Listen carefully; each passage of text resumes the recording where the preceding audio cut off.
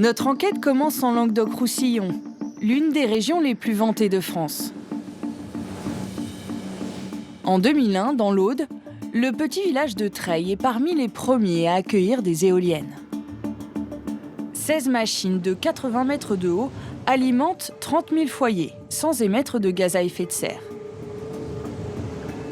Et si elles sont implantées ici, c'est avant tout grâce au maire.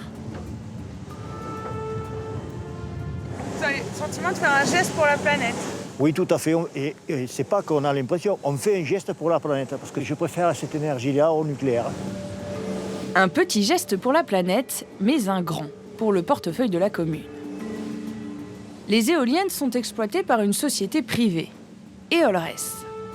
Ce promoteur anglais est le 4e acteur du secteur en France. Pour implanter ces machines à Treilles, il a dû convaincre le maire. Il faut dire que le promoteur avait des arguments. Laurence, s'il te plaît, peux-tu m'amener les documents comptables? Plus il y a d'éoliennes, et plus l'exploitant doit verser de taxes à la commune.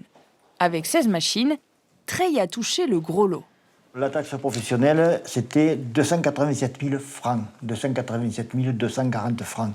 Avec l'arrivée des éoliennes, on passe à combien? On est passé à 225 000 euros. D'accord, donc là on parle plus de francs, d'euros. On parle d'euros multipliés par 6, voilà. Aujourd'hui, on a un budget d'une commune plutôt de 1000 habitants que de 240 habitants, ça c'est clair. Le cœur historique du village a été restauré. Et 36 nouveaux logements ont été construits.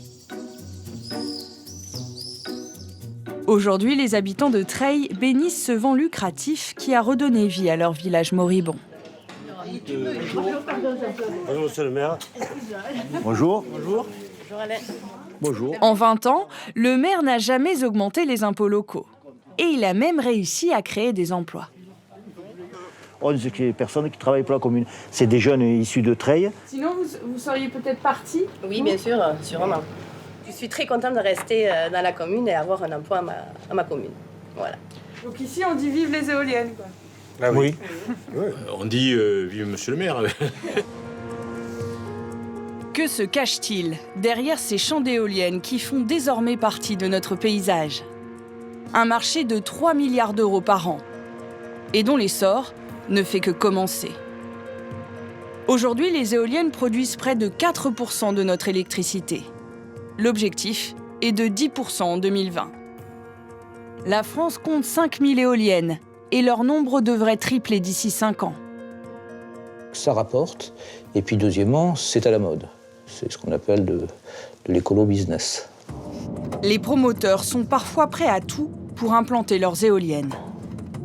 On dit toujours les promoteurs éoliens sont des chercheurs d'or qui viennent chercher dans les villages pour eux s'enrichir. Moi, je dirais aussi que ce sont des voleurs d'âme.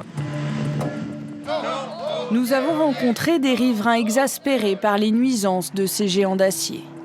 Quand vous imaginez ce paysage sans rien et maintenant vous avez ça, c'est vraiment moche, ça gâche complètement le paysage. De plus en plus, des associations se mobilisent contre les éoliennes. On ne lâchera rien jusqu'à temps qu'il n'y ait plus d'industrie des aérogénérateurs en France. Pourquoi l'État a-t-il décidé de subventionner généreusement ce secteur? Pour le contribuable français, c'est une gigantesque arnaque. À qui profitent les éoliennes?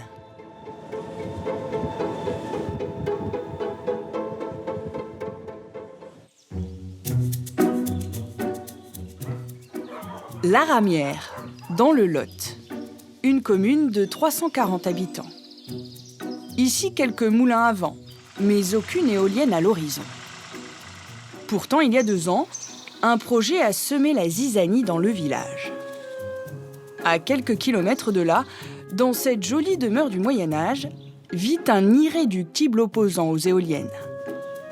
Fin 2012, Claude Caprini apprend par hasard l'existence d'un projet de 12 éoliennes en face de chez lui. Vous en avez à la ligne d'horizon, là, sur le plan d'implantation. Il n'est pas si loin que ça, hein. Ça devrait être à 1,5 km, 2 km. C'est un scandale environnemental, ce truc-là. Vous vous rendez compte, 180 mètres de haut, ça se voit à 30 km, ça pourrit l'environnement.